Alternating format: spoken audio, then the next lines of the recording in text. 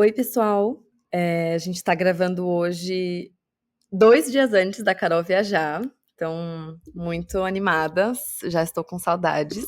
E a gente decidiu parar um pouquinho a nossa agenda de 1001 temas que a gente tinha na planilha, que a gente tem 1000 coisas ainda para falar aqui, vocês vão aguentar a gente por muito tempo, eu espero. A gente decidiu fazer uma pausa para olhar para trás nesses últimos meses e ver quais perguntas vocês mandaram para a gente através de várias plataformas, principalmente aqui na caixinha que a gente tem no Spotify, mas também nos inboxes, nos e-mails e tal, para a gente parar um pouco e responder e interagir mais com vocês, que a gente quer fazer isso cada vez mais. A maioria, acho que, sei lá, 90% das perguntas que a gente tem recebido são, de alguma forma, relacionadas ao Tesouro Direto, algum tipo de título do Tesouro Direto. Então, hoje vai ser um episódio de perguntas e respostas sobre tesouro. Vamos lá!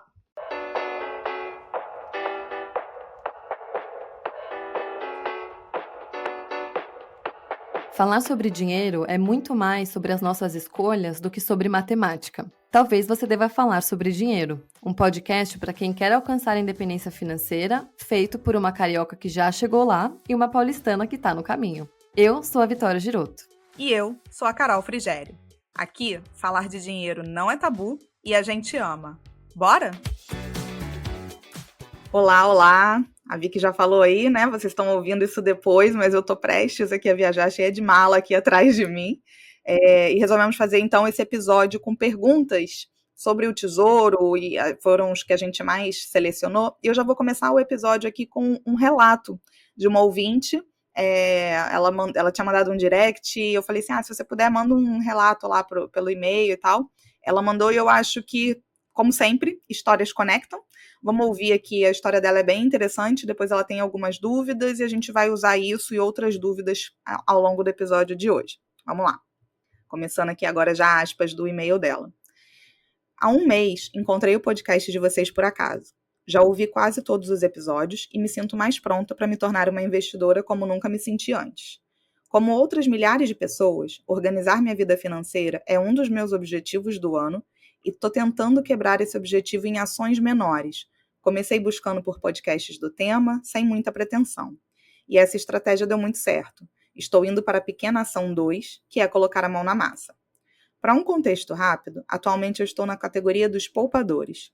Consigo guardar 30% do salário, mas está tudo na poupança.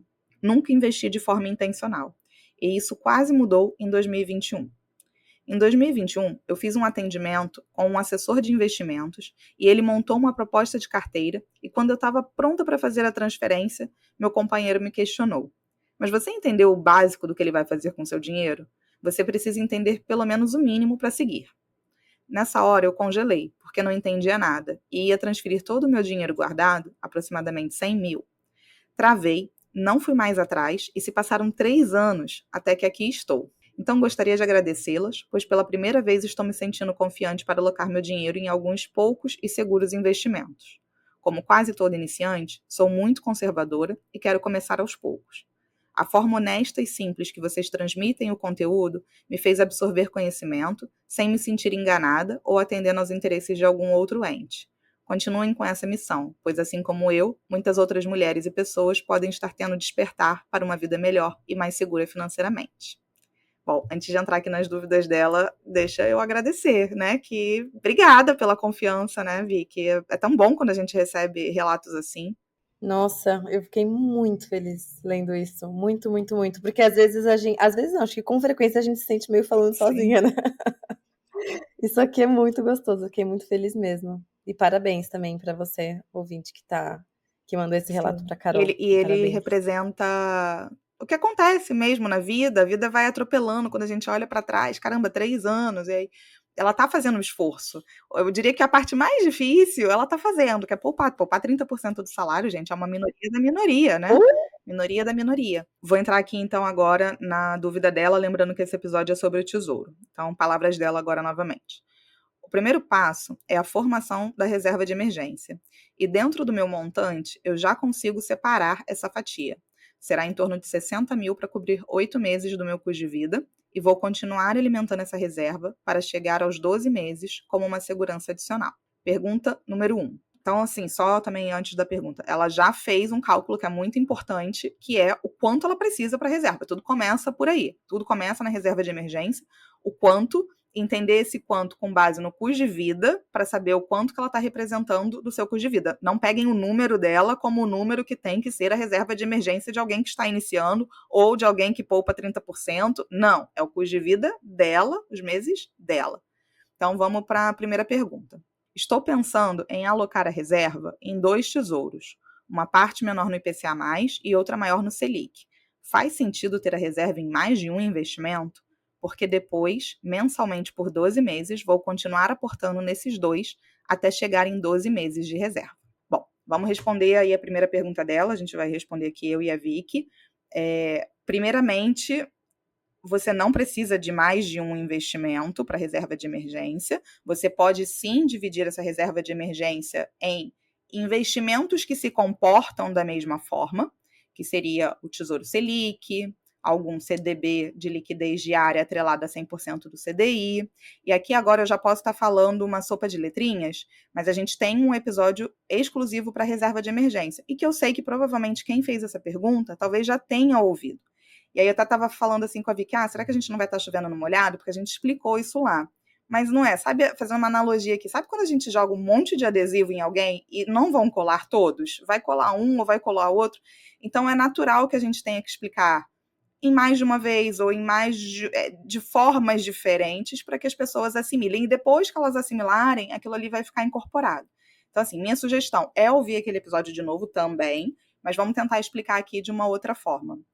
Tesouro direto, ele tem diferentes formas de investimento ali dentro, e nem todas são, por mais que seja seguro em termos de você receber o seu dinheiro de volta, ele é seguro por isso, porque é o governo que está por trás e, em tese, é quem menos tem o risco de te dar um calote, então, nesse sentido, sim, o que está ali dentro é mais seguro, mas não quer dizer que é seguro para a reserva de emergência.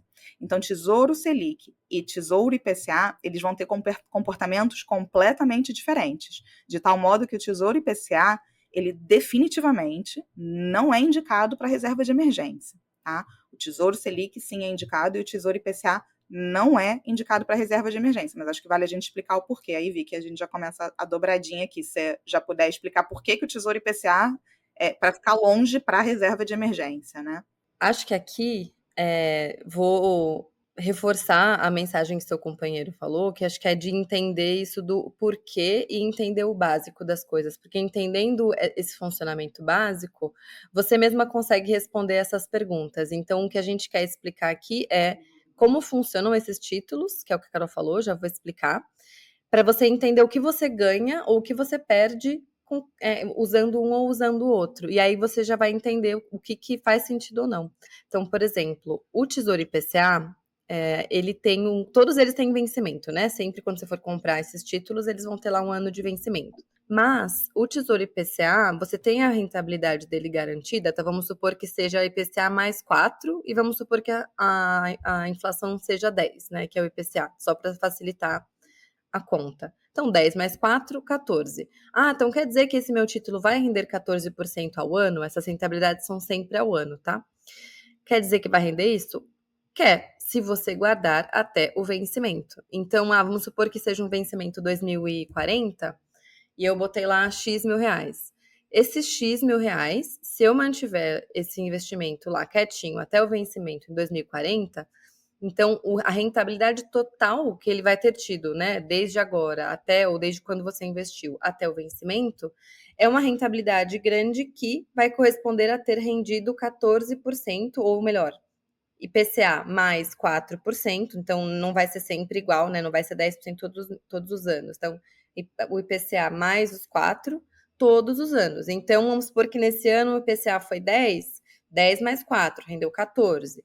No outro ano o IPCA foi 6, 6 mais 4, rendeu 10. E aí, esses juros compostos, essa rentabilidade ano após ano, vai se acumulando. E aí, de agora, a gente está gravando em 2024 até 2040, então, 16 anos desses juros compostos ano sobre ano. se você mantiver até o vencimento. Então, essa é a conta que a gente faz para saber quanto que vai ter rendido ou quanto que vai render até o vencimento. E para fazer essa continha, entrando um pouquinho na matemática, parece difícil, mas não é. Basicamente, você vai pegar, vamos supor que você investiu R$ 1.000. Ah, quanto que rendeu em um ano? Isso aqui é uma conta hipotética, porque você não vai começar a investir no dia 1 do ano, e ele não vai, né, render exatamente do dia 1 até o último dia do ano e depois já virar. Então, essa rentabilidade muda um pouquinho, porque a inflação, ela também não é exatamente igual do primeiro dia do ano até o último. Mas para você fazer uma estimativa, essa conta já funciona. Então, você vai pegar, botei R$ 1.000, multiplico por quanto para saber quanto que renderia em um ano esse IPCA mais, nesse exemplo, tá, que eu tô dando. Então, a gente está inventando um número aqui. Ah, esse ano a inflação foi 10, se você comprou um título de IPCA mais 4, tá, então 10 mais 4, 14. Você multiplica, então, o valor que você investiu por 1,14. 1, porque é o 100% do que você investiu, mais 0,14, que é a rentabilidade. Então, 1.000 vezes 1,14 dá 1.114. Rendeu R$ 114 sobre, além dos 1.000 que você já tinha, então em um ano daria esses 1.114. Eita, peraí, eu falei errado. 14% de 1.000 é 140, não 114. Volta lá.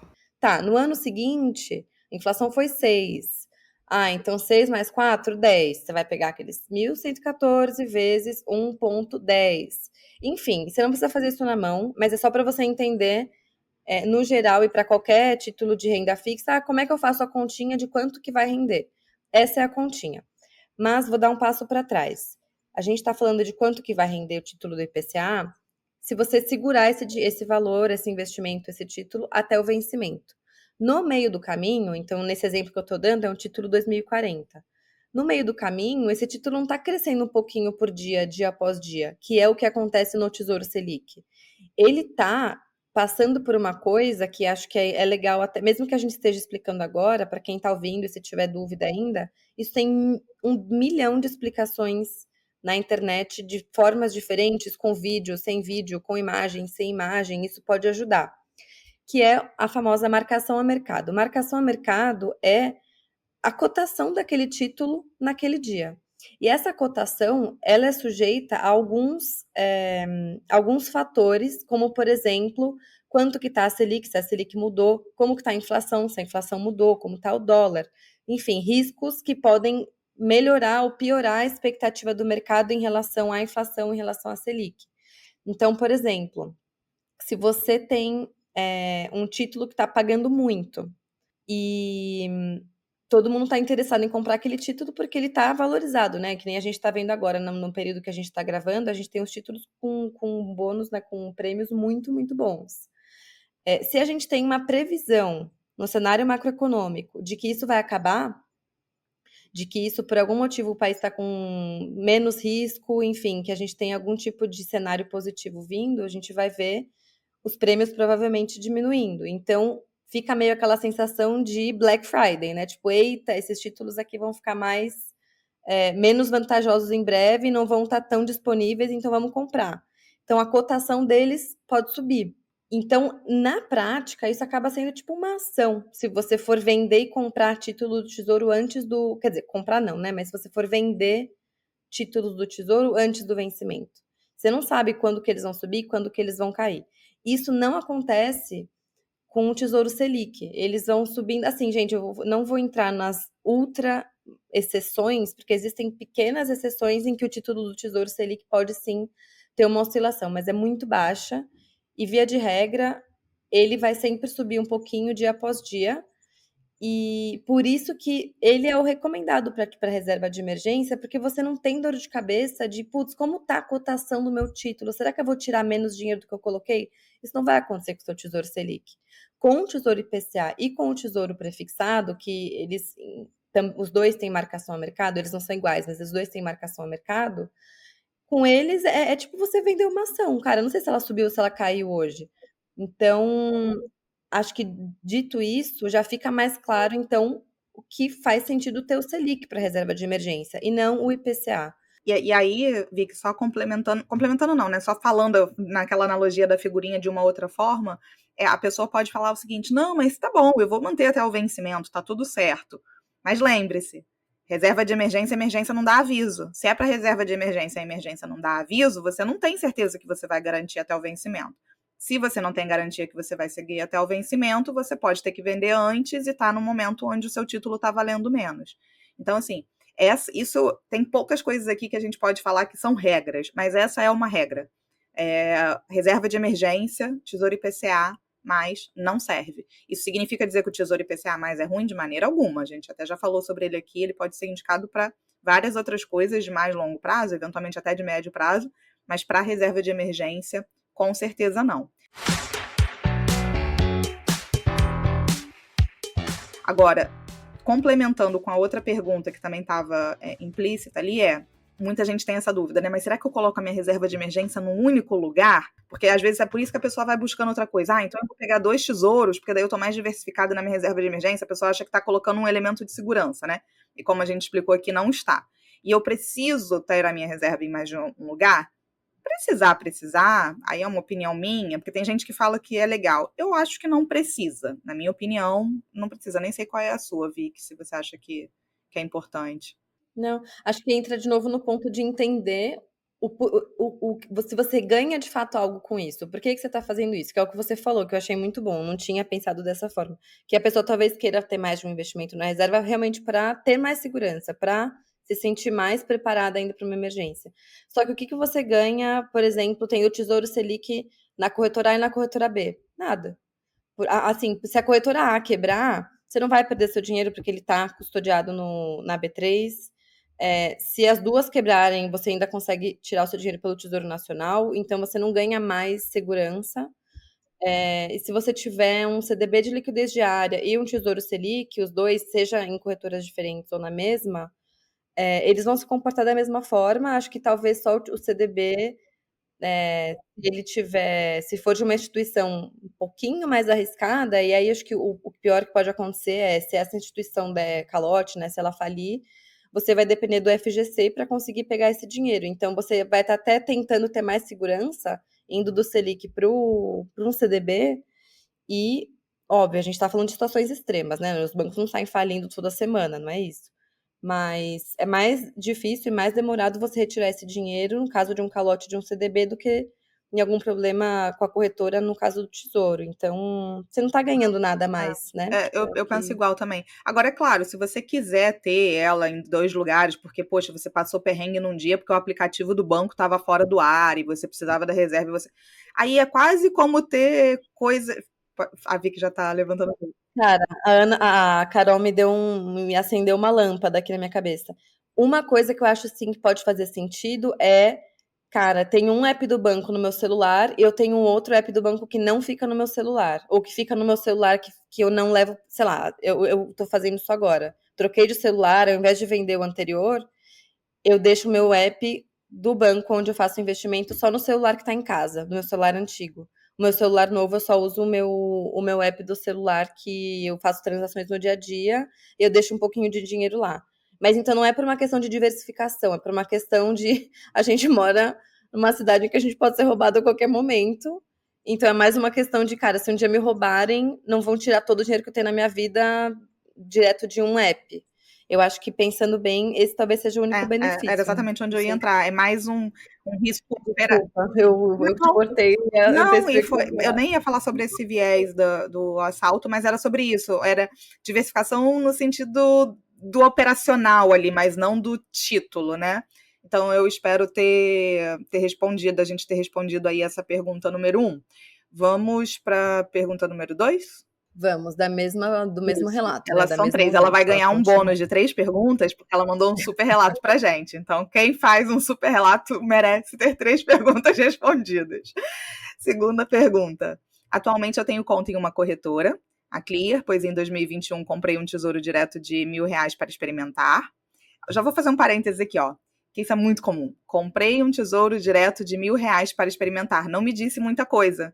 Porque o tesouro direto pode ser tesouro IPCA, tesouro Selic, tesouro pré-fixado, tesouro renda mais. Eu sei que foi uma renda fixa. Agora, qual foi a renda fixa que ela comprou, eu não sei. Mas tudo bem. É necessário ter conta em mais de uma corretora? Tem alguma vantagem ou desvantagem em ter mais contas em diferentes corretoras? O que diferencia uma boa ou uma má corretora?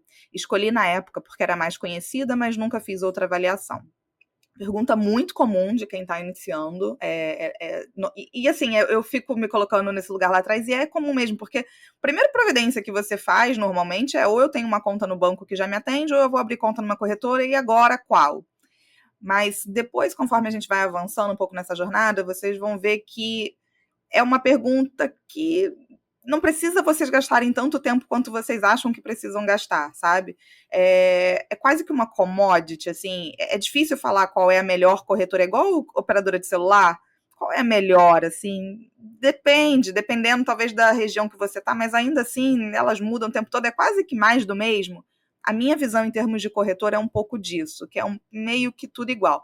Ah, tem uma corretora XPTO que tem opções de renda fixa, de CDB, sei lá, com taxas melhores do que a outra. Talvez, pode ter, só que isso muda tão rapidamente que se você for ficar seguindo, agora a corretora A lançou não sei o quê, agora a corretora Y, você vai ter que ter conta em todas as corretoras, tipo cartão de milha, sabe? Qual é o melhor cartão? E aí você fica tendo 50 mil cartões. Então, a minha sugestão aqui, talvez a gente até um dia, quem sabe, possa fazer um episódio sobre isso, sobre analisar as corretoras, mas eu acho que vira meio que um vídeo do YouTube desatualizado em 2 meses, sabe? Que a gente vai pegar, vai analisar, daqui a 2 meses tudo mudou e tá lá, gente. Então, assim, eu não sei se acaba sendo um episódio muito válido, mas vai pro Google, vê as principais, o que você valoriza numa corretora e não perca tanto tempo com isso.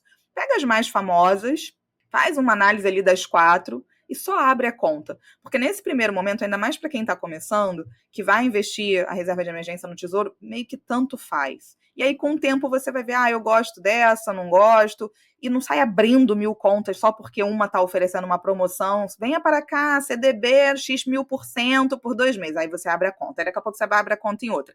Resolveu abrir a conta em outra? Avalia se você realmente precisa manter a sua anterior. Senão daqui a pouco você está cheio de conta, no mundo que a gente vive, sujeito a 1 milhão de golpes, tendo que administrar 1 milhão de coisas, e aí um processo que é para ser simples vira um processo complexo. Então, assim, precisar não precisa. Se você quiser ter, eu acho que não é agora que você vai precisar ter 2 corretoras. Pode ser que em algum momento da sua jornada como investidora você sinta a necessidade de ter mais de uma. Mas nesse início, eu simplificaria a vida. A gente é muito fã de menos é mais, simplificar. O simples, muito bem feito, já resolve a vida. Eu gosto da analogia, você falou da analogia da empresa de telefonia. Para mim, uma analogia que eu gosto é mercado. Tipo, eu quero comprar sei lá, o salgadinho X, ele é vendido em vários mercados. Não importa se você vai comprar, né, no Pão de Açúcar, no Carrefour, tipo, é o mesmo salgadinho, é o mesmo produto. Então, eu acho que isso é uma forma de também da gente entender que no fim do dia você consegue comprar muitas vezes as mesmas coisas, exatamente as mesmas coisas em várias Melhor até corretoras. essa analogia, porque realmente é a mesma marca. Vou adotar agora para mim. Então, se você tá, é o que a Carol falou, se você tá no começo dessa jornada, cara, fazendo reserva de emergência, que o que você vai comprar provavelmente tem em todas as corretoras, vai tranquilo para uma delas e também não se sinta, acho que isso é legal também de trazer, não se sinta pressionada ou pressionado tipo, não é um casamento, que tipo, nossa, eu vou abrir nessa conta, putz, eu vou para sempre usar, então eu tenho que decidir a melhor de todas. Cara, você aprende a investir e aprende também a navegar no site da corretora com a experiência, com a prática. Então, eu acho que uma coisa que realmente faz diferença é usabilidade. Assim, algumas são mais fáceis de navegar do que outras, algumas. Porque, assim, pensa que é um app que, né, se tudo der certo, você vai interagir com ele, pelo menos, né, espero, uma vez por mês. Você vai investir com frequência ou algumas vezes por ano. Então, assim, tem que ser um app que você se sinta minimamente confortável, que você saiba onde as coisas estão dentro dele. Porque se você tiver uma sensação de complexidade, tipo, toda vez que você for investir, você tem que falar, putz, eu tenho que lembrar onde que fica no app, eu não tô achando onde compra. A chance de você não continuar é maior. E assim, eu tô tirando esse dado totalmente da minha cabeça, mas eu botaria minha mão no fogo de que quanto pior a usabilidade, menos ou com menos frequência você vai investir ou você vai interagir com aquele E um app. outro ponto, até alguém compartilhou num grupo essa semana.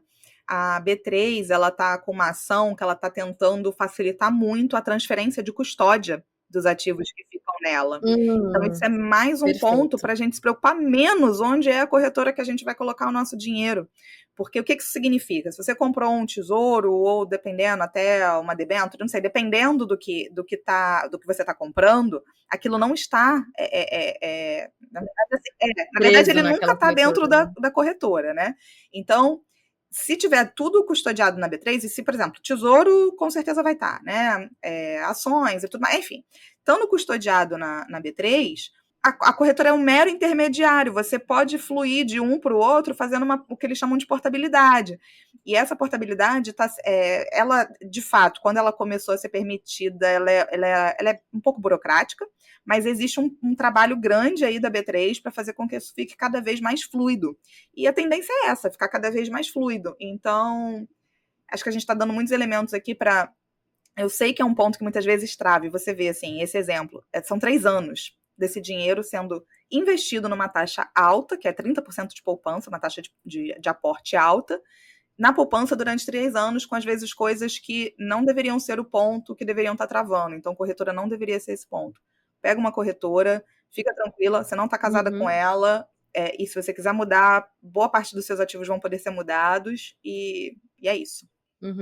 Aqui, eu acho que é legal, se você estiver muito em dúvida ou insegura, uma coisa que eu acho sempre legal, o máximo possível, eu tento incluir as pessoas, não sei, é de perfil, né? Eu gosto muito de conversar com as pessoas, tirar dúvida, incluir quem é muito próximo de mim, né? Amigos, enfim, namorado, família.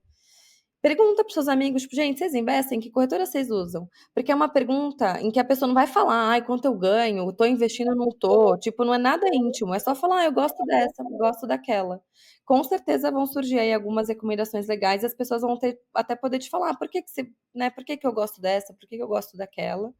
Então, pensando ainda na máxima de menos é mais e simplificar, acho que eu investiria a minha energia mental em continuar investindo e escolher um bom investimento do que ficar, né, gastando tempo e energia em escolher a melhor corretora.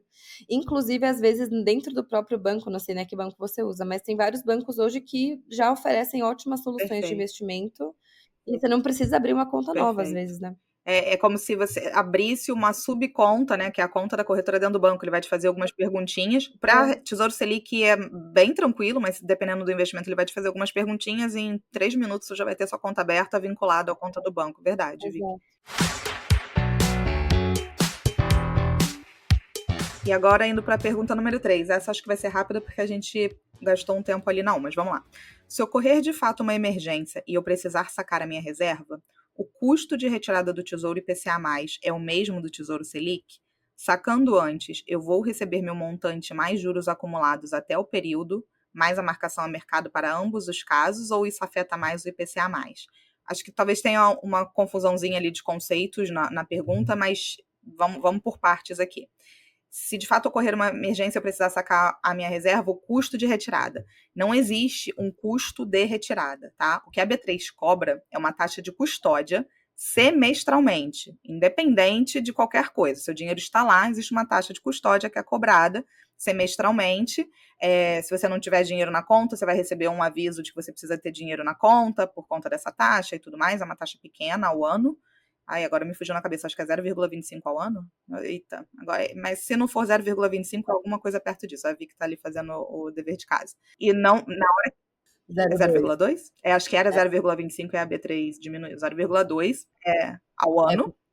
E o que você vai pagar é o imposto de... Isso, de novo, ele é debitado automaticamente a cada 6 meses, como se fosse uma tarifa bancária. Pensa numa tarifa bancária que cai ali na tua conta corrente. Se você não tiver dinheiro, vai ser um problema, porque você precisa pagar essa tarifa bancária. É a mesma coisa na questão do tesouro. Então, é sempre bom deixar um dinheirinho ali. Mas se você não tiver esse dinheiro, você vai ser notificado. Esse é o primeiro ponto. O segundo é, o que você vai pagar na hora da retirada, não existe uma taxa de retirada. Isso não existe. O que existe é o imposto de renda. Esse imposto de renda vai ser debitado direto na fonte. Então, você não precisa se preocupar em gerar algum documento para pagar esse imposto de renda, como eventualmente você precisaria numa ação ou alguma coisa do tipo, no fundo imobiliário. O dinheiro vai cair vai cair na conta da corretora já descontado. Você não tem que pagar nada. Exatamente, é sempre sobre o lucro e tal. Então, não existe esse custo. Agora, de novo, para a reserva de emergência, Tesouro Selic. Tesouro IPCA+, você mesma colocou ali na pergunta, vou ter a marcação a mercado? Exato.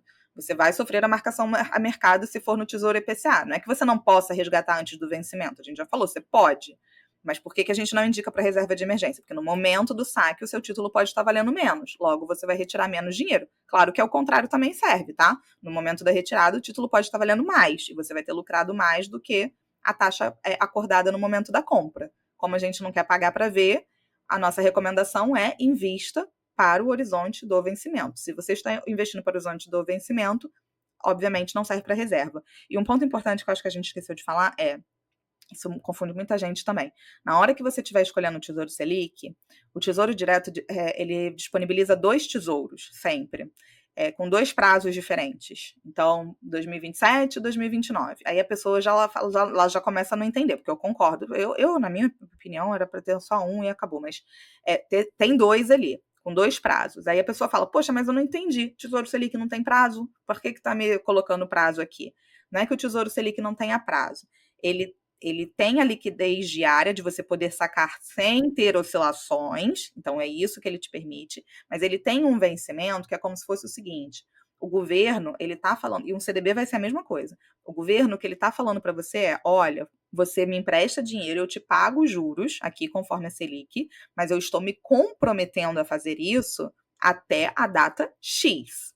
É isso que ele está falando, eu me comprometo a honrar isso aqui até a data X. Quando chegar a data X, o 2029, por exemplo, vai vencer o título e vai cair tudo na sua conta. E aí você pode reinvestir. Inclusive, o Tesouro permite você fazer isso até de forma automática. Olha, você coloca lá uma opção que toda vez que vencer o Tesouro Selic, ele reinvista diretamente para você. Mas se você não marcar essa opção, se você não for lá e configurar, ela vai cair na sua conta e você teria que reinvestir. Mas pensa comigo, faz sentido isso, porque o Tesouro ele não pode prometer para você que ele vai assinar um contrato vitalício, onde ele vai para sempre pagar a Selic. É provável que ele vá rolando essa data de vencimento o tempo inteiro, realmente para sempre, é provável. Mas como o futuro a Deus pertence, ele quer ter uma segurança de falar, eu honro isso até a data tal. Mas conforme histórico e perspectiva futura, vai vencer, ele vai oferecer outro, vai vencer, vai oferecer outro, de tal modo que você sempre consiga ter um Tesouro Selic dentro da sua carteira. A pessoa pode estar, tudo bem então, mas qual dos dois eu escolho? Honestamente, qualquer um, assim, qualquer um. Eu sugiro, assim, falando de forma bem ampla, bem resumida, porque tem sim uma diferença de ter uma taxinha ali do lado, que no momento de crise extrema pode dar. Assim, grosso modo, eu escolheria a que tem a taxa mais longa para você ter que se preocupar menos com isso. Assim, essa é a minha sugestão. Eu, se fosse tesouro, colocava um só e tá tudo certo. Eu ponho na mais longa também, mas não faz diferença não na prática. Aqui, eu acho que a gente precisa explorar um pouquinho uma parte dessa dúvida que eu fiquei preocupada, que é assim, ela falou, sacando antes, eu vou receber meu montante mais juros acumulados até o período, mais a marcação ao mercado? Eu sinto que ficou uma dúvida importante aqui sobre como que o título rende. Tipo, como que funciona a rentabilidade. Porque os juros acumulados até o período é uma coisa diferente da marcação ao mercado. Então, o Tesouro Selic e o IPCA, se a gente estiver olhando ele até o vencimento, eles têm sim essa coisa de, cara, qual que é a rentabilidade que eu espero ter no período. Só que, é o que a gente falou, o IPCA no dia a dia, ele não funciona assim, de rentabilidade acumulada até o período seguindo uma regra. Ele não tem uma regra ao longo, né, no dia a dia antes do vencimento. Então, é o que a gente falou. Vou dar um exemplo prático. De novo, eu vou entrar um pouquinho na matemática, mas não desistam. Se você comprou lá o título, ele estava a 10, tá? Não são esses valores, mas estava a 10. Amanhã foi para 11, rendeu 10%. Depois, no outro dia, teve alguma notícia, alguma mudança macroeconômica, sei lá, foi para 20. Cara, foi de 10 para 20. Tá? É um exemplo esdrúxulo, gente, é só para ser fácil da gente entender. Cara, rendeu 100%. Só que o que eu tinha contratado era IPCA mais 5. Ah, nossa, então quer dizer que nesse período, eu também usei um exemplo péssimo, né? Eu vou falar, ao invés de uma semana, vou botar 10 anos, vai, rendeu 100%. Uau!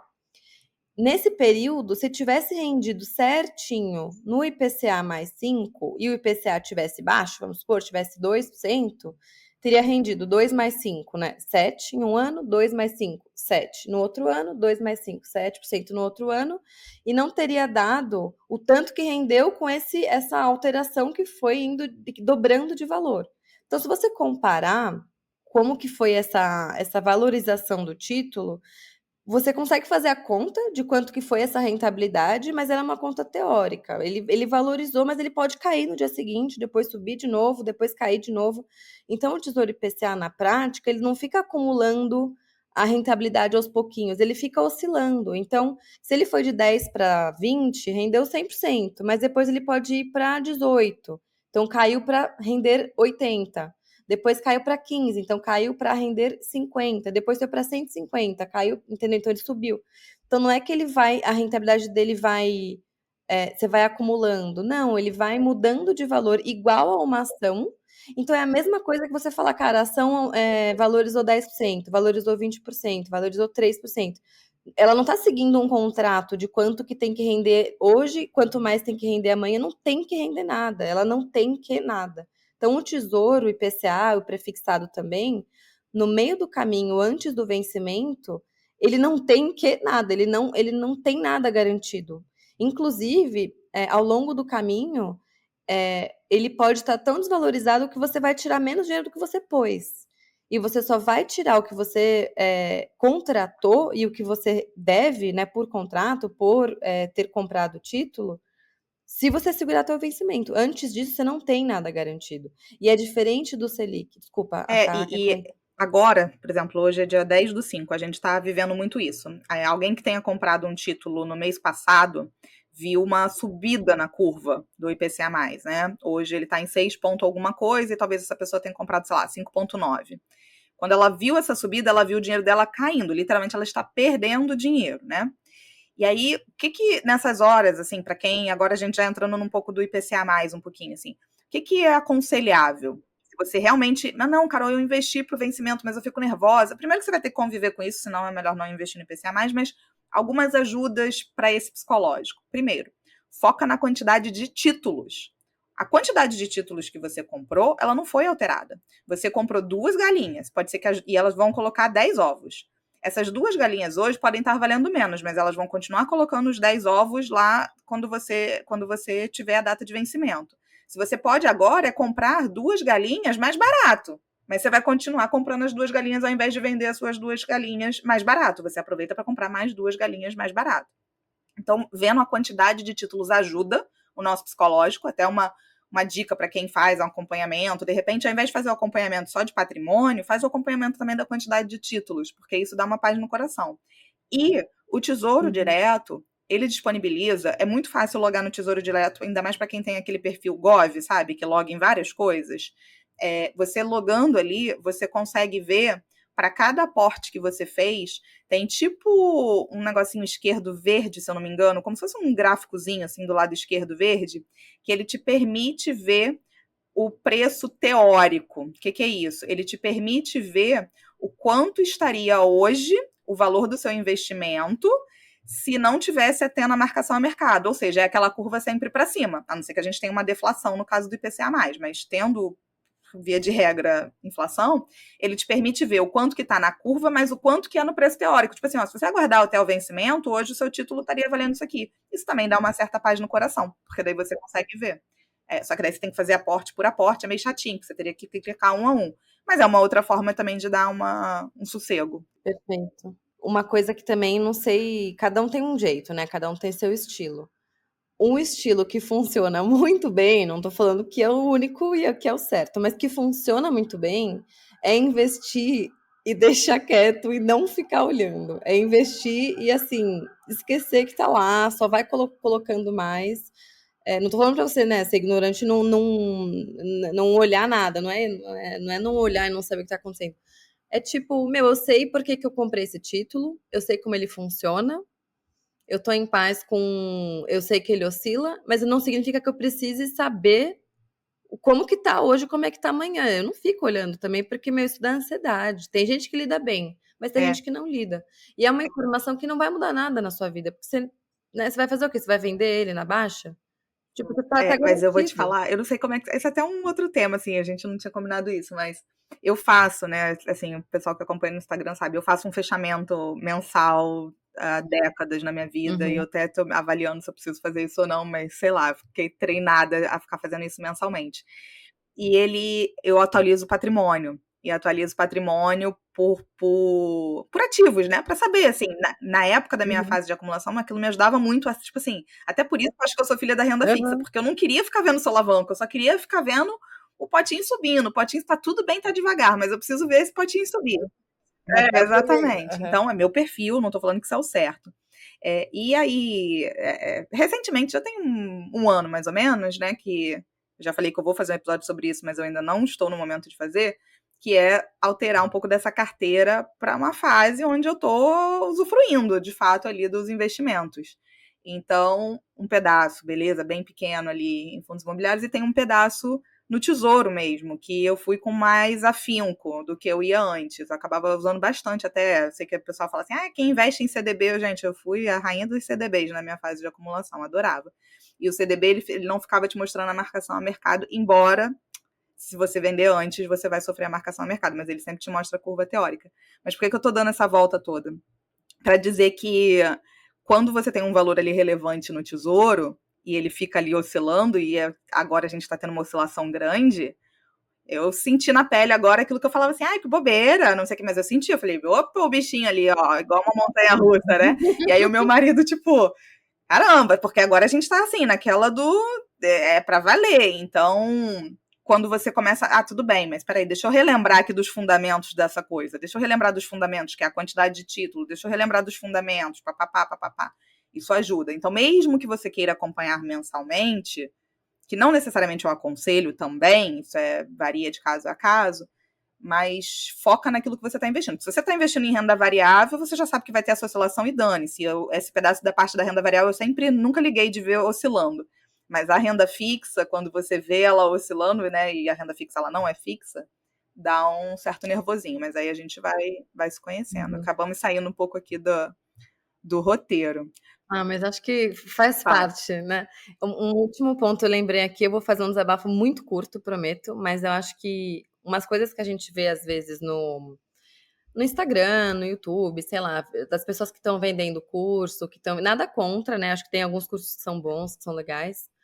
Mas eu já vi algumas chamadas, sabe quando você tá nos stories e aí vem, pá, uma propaganda? Eu já vi algumas vezes, tipo, você pode perder dinheiro na renda fixa, cuidado, compra esse curso.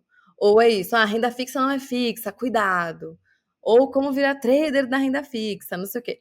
Gente, nada mais é do que exatamente isso que a gente acabou de explicar, da marcação a mercado. Então, eu acho que às vezes a pessoa quer tanto vender o curso que ela assusta tanto a pessoa que está lá tentando, querendo investir com maior boa vontade, só que aí vem o fulaninho e assusta tanto que é contraproducente, né? Acaba prejudicando mais do que ajudando. Então não é que, nossa, a renda fixa não é fixa, então nenhum lugar é seguro, eu vou continuar na poupança com meu dinheiro no colchão. Não é isso. É só que, cara, cada título vai se comportar de uma forma, independente do título, a sua rentabilidade no vencimento está garantida, então não é que um dia você vai acordar, o dinheiro não vai estar lá, ou que você tem que ficar fazendo 1001 cursos para entender o mínimo de. Não, tá tudo bem, não é o bicho de sete cabeças. O Tesouro Selic, ele vai crescer um pouquinho todo dia, os outros vão ter marcação ao mercado. E essa é a marcação ao mercado que normalmente as pessoas usam para te assustar. Mas, basicamente, se você for deixar ele para o vencimento, relaxa que a sua rentabilidade está garantida, e tem isso que a Carol acabou de falar, que o que importa é a quantidade de títulos que você tem. Então, no vencimento, esses são os títulos que você tem, ninguém vai tirar eles de você, é só que o valor deles vai mudar ao longo do tempo, mas no vencimento eles estão garantidos. E se você, talvez, acho que onde fica um pouco mais complexa a situação é tipo, já tenho a reserva de emergência, já, né, juntei um valor, já tenho lá meu Tesouro Selic que tá gordinho, agora eu quero ir para um outro título e eu não sei se eu vou precisar usar esse dinheiro antes do vencimento, e é aí que vem o medo. Talvez você possa pensar em títulos não tão longos. Existe título, você não precisa ir no IPCA 2000 e, sei lá, 50, 70, não sei qual que é o mais longo. Vai num pouco mais curto. Mesmo assim, não vai ser daqui a 2 anos. Não tem IPCA que vence daqui a 2 anos. Então é importante também a gente entender o que que são esses prazos quando a gente fala de investir para o longo prazo. A gente tem dificuldade e é normal, é uma coisa biológica. A nossa cabeça tem dificuldade de entender o que que é daqui a 20 anos. É difícil, é muito difícil. A gente acha que é outra pessoa que tá lá na frente. Vai ser a Vitória com 50 anos. Eu não sei quem é essa pessoa hoje, não conheço ela, né? Eu não sei como vai ser o mundo daqui a 20 anos. É difícil visualizar. Mas então é importante lembrar que se você tá morrendo de medo de pôr um investimento que vai ter que ficar. Primeiro que ele não tem que ficar preso, né? Mas é só que a sua rentabilidade vai estar garantida só no vencimento. Daqui a 20 anos é o prazo mais curto que tem, daqui a 10 anos é o mais curto que tem. E mesmo assim, eu não consigo ficar tranquila de que esse dinheiro vai ficar quieto. Minha sugestão, não sei se você discorda, Cá, então, vai deixando no Selic, não vai deixar na poupança, não vai deixar na conta, não vai gastar. Vai botando no Selic, que é muito melhor do que nada, muito melhor. Até você ou ter noção de o que eu quero fazer com esse dinheiro e agora eu tô mais tranquila de que ele pode ficar lá por 20 anos, ou até você, sei lá, acho que entender o que é o seu perfil e o que te deixa confortável, né? Talvez com o tempo e com a experiência você comece a ficar mais confortável. Eu acho que ao longo da vida a gente vai passando por coisas que ajudam a gente a fazer as pazes com o longo prazo. Eu acho que muita gente, quando tem filho, pensa nisso pela primeira vez de uma forma mais palpável. Ou, enfim, quando faz sei lá, um financiamento, e aí fala, tá, tem um compromisso de longo prazo, então agora eu entendo um pouco melhor na pele o que é o longo prazo. Enfim, mas se isso te assustar muito, você não precisa sentir essa coisa de uma decisão, né, de vida ou morte, eu vou escolher esse título, mas depois, e se eu precisar usar, calma, vai indo no Selic até você conseguir aceitar um pouco mais essa questão do prazo, né, Cá? Porque na teoria ele é fácil, né? Na Exato. prática Não, é concordo difícil. 100%. Eu adicionaria só que aqui a gente se ateve ao Tesouro para falar do IPCA e realmente os prazos são mais longos. Agora, existe a renda fixa também, de CDBs e tudo mais, que você pode ter prazos mais curtos, eventualmente até para você ver como funciona, embora eles funcionem diferentes, porque eles não vão mostrar a marcação a mercado. Mas você pode simular ali um resgate que você veria a marcação a mercado na veia. Mas não vamos nos prolongar nisso aqui, porque ainda tem pergunta aqui para a gente responder. Vamos lá. Vamos lá, bora. Bom, essa é uma pergunta que veio no nosso episódio sobre o Tesouro Renda Mais. Ele falou: recomendo abordar de maneira mais profunda em uma outra oportunidade, do ponto de vista de acumulação, a escolha entre o Renda Mais, a NTNB que paga cupom, que é o Tesouro IPCA que tem cupons semestrais, e a NTNB Bullet. Bullet é um nome bonito para simplesmente a NTNB que não, o IPCA+, que não tem cupom, que não tem essa renda semestral e que você só vai ter o dinheiro no vencimento. Isso. Lembrando que cupom é isso, tá, gente? Cupom são esses juros semestrais, porque olha quanto palavreado, né? Quando a gente começa a falar assim, fala assim, cara, realmente é muito palavreado, é NTNB, por que não fala IPCA+? Mas porque realmente... É a mesma coisa. Né? Enfim. Eu acho que dá para eu falar um pouquinho sobre isso. Isso rende talvez até 1/3 de um episódio, mas eu vou tentar ser breve aqui, apesar de você ter pedido para aprofundar o ouvinte. Vamos lá. Quando lançaram o Tesouro Renda Mais, ele é um produto novo que foi lançado no ano passado, onde a forma de rentabilidade dele é exatamente a mesma de um Tesouro IPCA+ normal. Então, o Renda Mais, ele vai ter o mesmo mecanismo de rendimento que foi o que a Vicky explicou. Se você tem 10 de inflação e 4% de prêmio, né, esse mais que vem depois do mais, você tem 14, é a mesma coisa, mesmo mecanismo. Qual é a diferença? Na hora de te devolver o dinheiro. Então, a gente já explicou isso lá no episódio do Renda Mais. Ele te devolve em prestações durante 20 anos. Esse dinheiro fica rendendo e te devolvendo, mas ele acaba em parcelas mensais ao longo de 20 anos. Só que o Tesouro, quando ele lançou o Renda Mais, percebam, ele não excluiu o Tesouro IPCA+, Bullet, que é o Tesouro IPCA+ principal, né, que vai até o vencimento, e nem o IPCA+ com pagamento de juros semestrais. Ele não excluiu. E ele não excluiu, que bom, porque não é um ou o outro. Pode ser um e o outro, a depender da sua estratégia. Então, acho que, às vezes, a gente falando com exemplos pessoais, facilitam esse entendimento. No episódio, eu acho que por isso que suscitou a dúvida, eu falei assim, poxa, eu me ressinto com quem criou o Renda Mais, me ressinto até hoje, é verdade, que demorou para lançar isso só no ano passado. Eu poderia ter lançado antes, que com certeza uma fatia da minha carteira estaria maior nisso. E aí eu recebi algumas dúvidas. Falou, mas Carol, por que você não tira o seu dinheiro de um lugar e coloca no Renda Mais? Alguns motivos. Primeiro, o Renda Mais, o vencimento dele é só a partir de 2030. Então, eu tenho 6 anos até chegar no primeiro Renda Mais, que é 2030. O que eu faço até lá, né, com esses 6 anos? Mas tudo bem, dá para equacionar, mas isso é um ponto. E o segundo ponto é, na minha estratégia, e a minha estratégia particular, não adianta para mim, diferente de eventualmente outras pessoas, não é que não adianta, eu não gostaria de ter só a renda mensal. Porque, beleza, eu poderia pegar, tirar tudo, colocar no Renda Mais. Quanto que eu preciso de renda no mês? Tanto, e fazer safras, sei lá, colocando uma expectativa de vida de 110 anos. Hoje não daria porque não tem o suficiente, mas deixaria lá quando lançasse o Renda Mais 2000 e sei lá quanto, 2090, sei lá, eu conseguiria colocar. E por que não quer essa renda? Ué, caramba, por que você não quer uma renda mensal? Pensa igual a galera que se aposenta. Imagina você se aposentou, seja pelo INSS, seja por qualquer outro lugar. E aí você tem uma renda mensal. Pá. Isso é bom ou ruim? Depende. Pode ser bom porque você tem uma renda mensal, mas pode ser... E se você quiser fazer alguma coisa mais com o dinheiro, você faz como? Não tem a renda, porque ela é totalmente dividida. Então, quem passa por uma aposentadoria vai ter esse mesmo drama. De tal modo que, se eu tenho outras coisas com vencimentos ao longo do caminho, eu posso tomar outras decisões. Eu posso querer deixar uma herança no meio do caminho, eu posso querer fazer uma viagem de volta ao mundo, eu posso querer ter essa flexibilidade que a renda contínua não necessariamente vai me dar. Então, na minha estratégia, eu quero juntar as duas coisas. Eu quero juntar a renda mensal para cobrir ali o meu custo de vida, mas eu também quero ter coisas vencendo ao longo do caminho e me pagando também juros semestrais. Do ponto de vista de acumulação, eu acho que faz sentido, na minha visão, ter as três coisas, a depender do que você quer para sua vida. Mas o que eu estou querendo dizer é o seguinte, na fase de acumulação eu não deveria ter o Renda Mais, eu deveria ter só o IPCA+, por exemplo? Na minha visão, não. Na minha visão, você pode sim ter os dois. Você constrói essa renda recorrente da aposentadoria e você também constrói, baseado no que você pretende para sua vida, aquilo que você quer que tenha vencimento. E por que eu deveria querer juros semestral ou não querer juros semestral?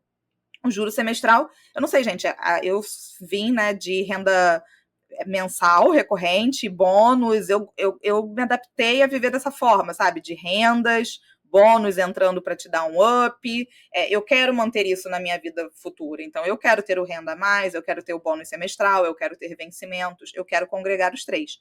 De novo, eu acho que os três podem conviver na fase de acumulação também. E detalhe, entrem no simulador e vejam quanto sai investir num Renda Mais lá da frente. Tipo, quando você tem um horizonte temporal muito grande, vamos supor, eu quero colocar lá para 2065. Cara, sai muito barato agora, porque você tem um tempo tão gigantesco na tua frente que você compra, você fala assim, caramba, eu vou investir isso e vou ter... Claro que é razoável, né? Tem gente que acha que vai investir isso e vai ficar milionário, não é assim, mas assim, dentro da razoabilidade de taxas, você compra um Renda Mais muito barato se você comprar agora e não comprar lá na frente. Então, acho que eles podem coexistir. Não sei se a minha resposta foi o que ele estava querendo imaginar, ou se ele estava querendo contas aqui, mas aí as contas só pegando exemplo pessoal e abrindo um Excel. Eu acho que você explicou perfeitamente, porque eles têm funcionamentos diferentes e aí vai de você entender se você quer aquele benefício e por quê, né? Porque acho que às vezes a gente fica querendo montar a estratégia perfeita e isso paralisa, porque não existe a perfeição, existe, cara, se eu usar esse título, vai funcionar assim. Se eu usar o outro, vai funcionar assado. E não é que tá errado, né? Tipo, se você continuar investindo, se foi tudo pro IPCA, tudo pro Renda Mais, tá bem investido. É só que a forma como você vai receber esse dinheiro é diferente. Aí você precisa ver o que você acha que vai te beneficiar mais. E eu amei isso que você trouxe, eu não tinha pensado desse jeito. Acho que é legal isso de mimetizar a ideia do bônus, que quem é assalariado e sempre viveu com isso de 13º, ou enfim, eu acho que pode ser legal, realmente faz sentido. E aqui eu entraria de novo no seu ponto sobre a quantidade de títulos. Uma coisa que eu fiz recentemente que me explodiu assim minha cabeça, eu voltei para parar e pensar qual é a quantidade de títulos que eu queria ter no Renda Mais, que eu quero ter 2 safras, né? Uma, tipo, sei lá, 60 aos 80, depois 80 aos 100, enfim. E eu vi que em 1 ano e meio eu conseguia completar o que eu precisava para uma das safras. Eu falei, caraca!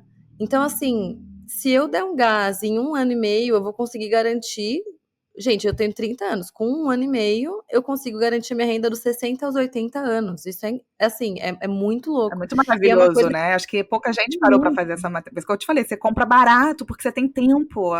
Tem juros lá. E assim, não é que no IPCA mais eu não conseguiria fazer isso, eu conseguiria. Só que como ele já vai fazer para você essa parte complexa de dividir isso em renda mensal, também te protege de potencialmente ir lá e fazer uma cagada e gastar esse dinheiro de uma vez, porque ele vai te pagar é tipo um saláriozinho, né? Diferente. Então, cara, eu fico pensando, eu vou primeiro fazer essa camada de eu quero garantir que pelo menos eu vou receber essa renda mensal dos 60 aos 80 anos.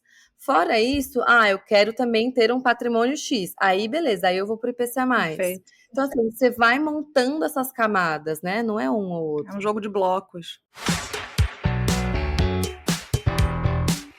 Aí eu já vou pegar o gancho, vou até inverter aqui a ordem, Vicky, disso que você acabou de falar, e vou trazer aqui uma outra dúvida que mandaram. Também foi no episódio do Renda Mais. A pessoa colocou o seguinte: no exemplo que vocês deram, eu teria que comprar todo mês 1,4 título até o mês final, ou seja, da data que eu quero começar a receber, é isso? Episódio maravilhoso. Obrigada aí pelo elogio. O que o Renda Mais faz quando ele simula? Então, assim, gente, eu realmente convido a entrar no site, tá? Porque você só vai conseguir visualizar algumas coisas que a gente está falando aqui entrando no site, fazendo as simulações, e é muito intuitivo, mas vamos lá. Quando o site coloca para você o seguinte: olha, você precisa comprar 1,4 títulos por mês até a data de vencimento, ele simplesmente está fazendo uma matemática de quantos títulos você precisa. 100, por exemplo. E aí ele simplesmente divide esses 100 de acordo com o horizonte temporal que você tem até receber esse benefício. É tão simples quanto isso. Agora, não é que você precise comprar necessariamente essa média, literalmente uma média aritmética que ele fez, todo mês. Não é que você precise comprar 1,4 títulos todo mês. O ideal seria, se você quiser dividir esse esforço pela quantidade de meses que você tem pela frente, sim, compre 1,4 todo mês. Agora, nada te impede de, poxa, esse mês eu comprei 2,8, no mês que vem eu não compro nada. No outro mês eu comprei 3,2 e no outro mês eu não comprei nada. Nos outros 2 meses eu não comprei nada. Você pode balancear, entendeu? Foi muito do que a Vicky acabou de falar. Ela fez uma conta, cara, qual é a quantidade de títulos que eu preciso? Tanto. Poxa, eu acho que eu consigo comprar esses títulos em 1 ano e meio. Ela não precisa ficar comprando necessariamente mensalmente. É literalmente quantos títulos eu preciso. Se eu quiser dividir isso ao longo da jornada por mês, eu vou ter um número. Se eu quiser fazer isso em 1 ano, eu vou ter outro número. Mas o simulador do Tesouro assume que você quer fazer isso linearmente, dividindo pela quantidade de meses, tá? Bom, próxima pergunta. Essa também é curtinha. Minha dúvida: se tenho previdência em outro lugar, como faz? Isso foi num comentário no nosso episódio sobre Tesouro Renda Mais também. Então, já tenho a previdência em outro lugar, como faz? Mantenho as duas? Não dá para transferir, né? O que dá para fazer? Então, assim, o Renda Mais foi um episódio e é um título de longo prazo. Então, acho que essa pessoa pensou: bom, a gente está falando de investir para o longo prazo, mas eu já tenho a minha previdência para o longo prazo, como que eu faço? Eu mantenho as duas? Não dá para transferir? Acho que aqui a gente não precisa entrar muito no tema. Não existe investimento perfeito, você pode ter mais de um, você deve ter mais de um, são camadas que você vai construindo, blá blá blá, a gente já falou disso. Acho que a parte importante aqui que a gente precisa frisar é que são investimentos muito diferentes.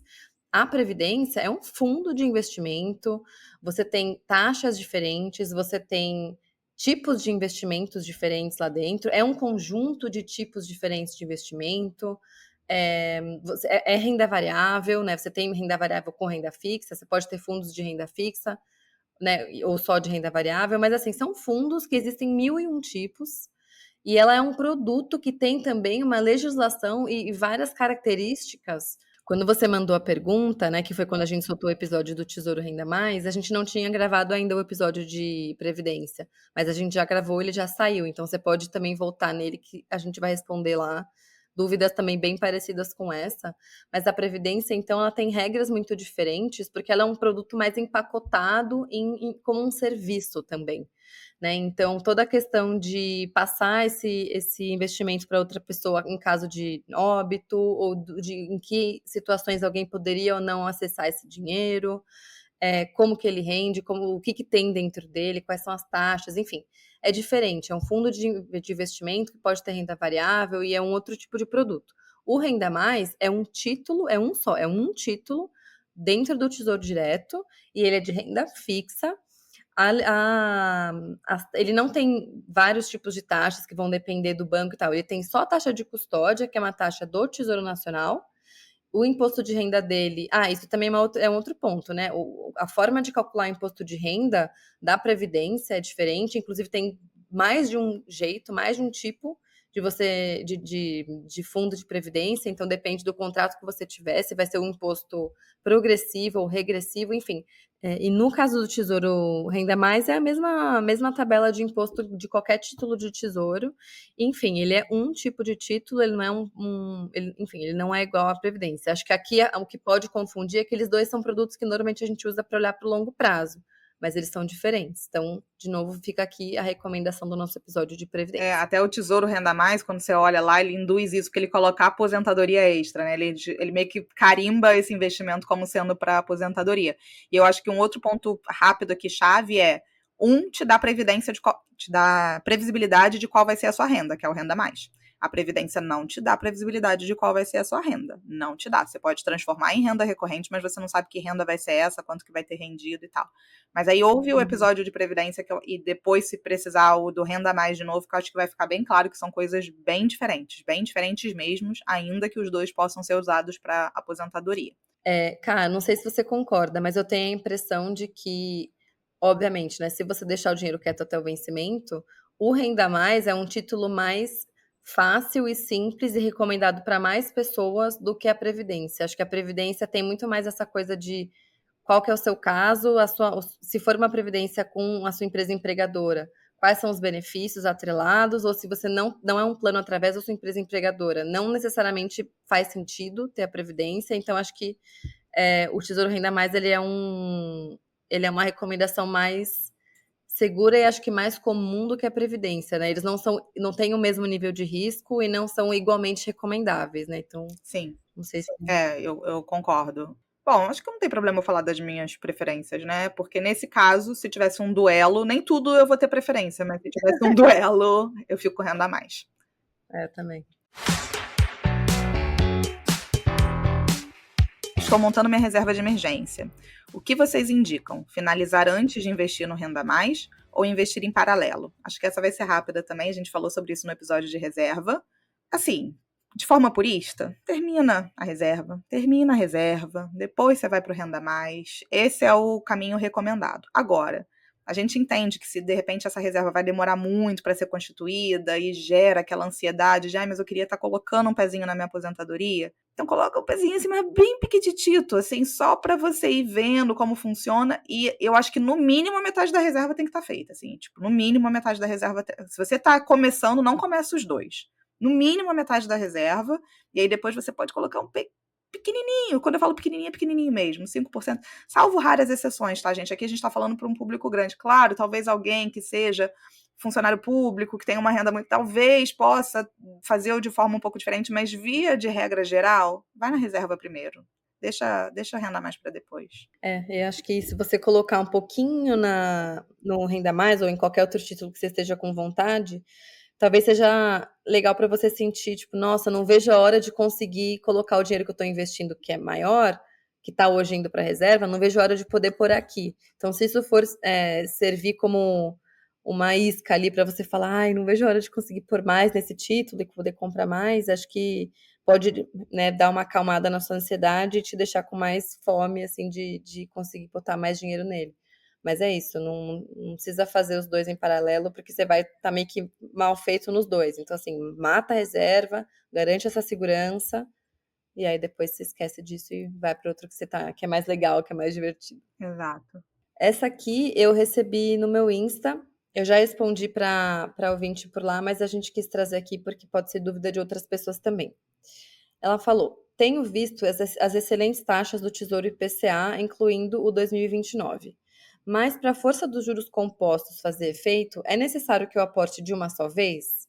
Digo, diferente das ações e dos fundos imobiliários, em que a gente pode ir comprando as cotas aos poucos e os juros compostos atuarão lá naquele montante, no Tesouro, ao invés de ir comprando aos poucos, o ideal é que eu junte os valores maiores e aporte de uma só vez para os juros compostos atuarem melhor? Eu acho que talvez para quem nunca teve essa dúvida pode ter sido uma pergunta confusa.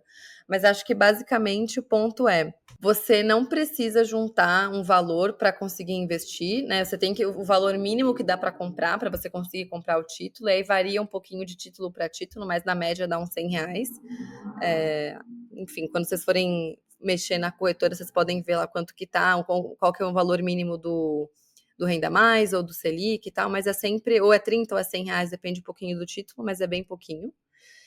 Fora isso, você pode comprar, se você quiser comprar título todo dia útil, né? No final de semana não dá, mas se quiser, você pode comprar todo dia útil, você não precisa comprar de uma vez, quando eu juntar 10 mil, quando eu juntar 50 mil, tipo, não precisa disso. E aqui eu acho que tem uma dúvida dentro da dúvida, que é a pessoa confundiu como que as ações e os fundos imobiliários rendem versus um título de renda fixa. Então, não é que as ações vão ter mais juros compostos se eu comprar a qualquer momento. Tipo, não, assim, é igual eu comprei um produto. Eu comprei essa camiseta, hoje ela vale 10, amanhã ela vale 12, depois ela vale 15, depois ela volta para o 10. A ação é isso, é o preço de uma coisa que vai mudando ao longo do tempo, só que a gente ganha como? Pensa que essa é uma camiseta que tende no longo prazo, daqui a 10, 15, 20, 50 anos, o preço dela tende a se valorizar. Mas ele não vai só crescer, ele vai cair no meio do caminho também. Isso aqui é uma ação. Então, quando a gente fala de juros compostos, eu acho que é uma dinâmica que vale a gente atrelar ela mais à renda fixa, porque é isso, tipo, a bolinha de neve que vai sempre crescendo e tal. Não tem nada a ver a rentabilidade do seu título com quando, quer dizer, não é que não tem nada a ver. Se eu comprei no momento em que a inflação está mais alta, meu IPCA mais X vai estar maior porque o IPCA está mais alto. Mas não tem nada a ver, tipo, eu comprei tudo de uma vez nesse mês, quando eu recebi meu salário, ou comprei um pouco nessa semana, um pouco na semana que vem e um pouco no final do mês. Assim, não faz nenhuma diferença. Isso vai complicar a sua vida e você não vai ganhar nada mais com isso. Eu confesso que eu fico confusa, assim, de como que surge essa dúvida. Tipo, não consigo entender por que a pessoa acharia que isso aconteceria, sabe? Eu acho que faria sentido se fosse, tipo, é uma ação que eu quero comprar na baixa e essa semana tá baixo o preço, aí semana que vem ficou mais barato ainda, eu comprei mais. Se fosse uma pergunta sobre ações, eu acho que eu entenderia um pouco melhor de onde vem a dúvida. Mas pensando no Tesouro, não precisa passar isso pela sua cabeça. Eu até falaria também, naquela analogia das figurinhas, vou tentar falar de uma outra forma. Para os juros poder agir, ele precisa do dinheiro lá. Então, para os juros, ponto, exato. Para os juros poder agir, ele precisa do dinheiro lá. Para a ação poder valorizar e você lucrar com isso, precisa do dinheiro lá na ação. Para a renda fixa, os juros, seja da Selic, seja do IPCA, seja lá o que for, poder agir, ele precisa do dinheiro lá. Todo mundo vai precisar do dinheiro lá. Se você vai colocar esse dinheiro lá numa tacada só, se você vai colocar esse dinheiro lá fracionado, depende. Agora, se você está esperando 2 anos para juntar esse dinheiro sem ele estar rendendo, para ele poder render, já dá para entender que você ficou 2 anos sem os juros podendo estar agir ao seu favor. Claro. E com risco de gastar, né? Exato. Então, só coloca o dinheiro naquilo que você entende, naquilo que faz sentido para você. Mas em termos para os juros poderem agir, o dinheiro precisa estar lá. Acho que você levando esse mantra, você fica mais tranquila. Então pensa, não sei se esse é o seu caso, mas vamos supor que você já tenha guardado um dinheiro, vamos supor que você tem R$10.000, e aí todo mês você vai continuar investindo mais, sei lá, 500, esses 10 mil você pode ir lá e investir, vamos supor que você está montando a reserva, que você vai botar tudo num lugar só, né? Então tô assumindo que você vai pôr num título só, mas pode ser em outros. Pôs lá o que você já acumulou, põe lá, e aí o resto você vai colocando conforme você for poupando. Você não precisa esperar esses 10 mil, né, chutando esse valor, e vou pôr um pouco esse mês, depois eu ponho um pouco no mês que vem. Tipo, põe o que você já tem, e depois você vai colocando mais. Mas não é porque tem que pôr mensalmente também. É só porque, assim, quando você quiser comprar, você pode comprar. Não tem nenhum tipo de regra. Essa é uma dúvida que a gente já recebeu em outros momentos também. De tipo, eu não compro o título do Tesouro porque eu tenho que pôr todo mês, né? E eu não sei se eu vou conseguir colocar todo mês. Não, você não tem. Você vai comprar quando você puder, quando você quiser. Exatamente. Acho que, não sei se a galera, de repente, fez muito consórcio, e aí o consórcio, se você não pagar o boleto, você perde, né? Talvez, pode ser. Não sei que estigma tem esse, mas investimento de verdade, porque o consórcio não é investimento, não é assim que funciona. Acho que a gente cobriu bem, foram as dúvidas que deixaram. Como a gente disse, a gente está sempre olhando as caixinhas, vendo as dúvidas que tem. Quando vocês mandam também pelo direct, eu ia ver que a gente está tentando se organizar, até porque que bom, né? O volume está grande, então pode ser que uma hora ou outra a gente acaba perdendo. A gente vê todos, tenta na medida do possível responder, mas onde a gente consegue se aprofundar é aqui.